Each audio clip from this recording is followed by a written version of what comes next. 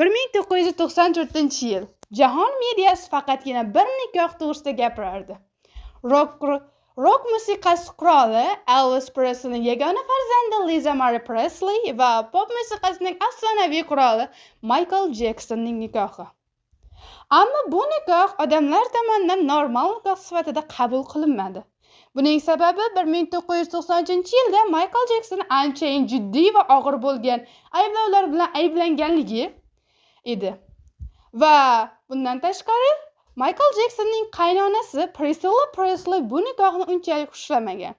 Chunki Michael Jackson va Elvis Presleyning qizining yosh farqi juda ham katta, 10 yosh. 1994-yilda ular turmush qurgan vaqtida Liza Marie Presley endigina 26, Michael Jackson esa allaqachon 36 yoshni qarshi olgan edi.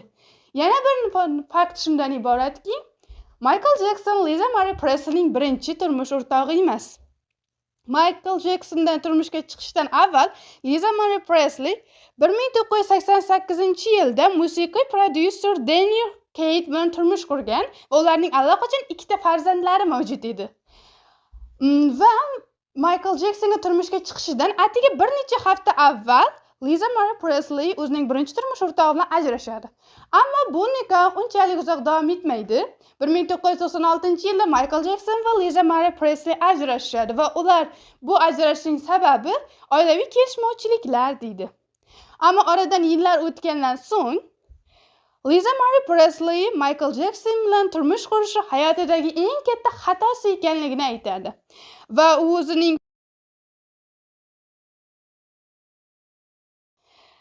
From Here to the Great Unknown kitobida u o'zining birinchi turmush o'rtog'i bilan Michael Jacksonga turmushga chiqish uchungina ajrashganligini yozadi.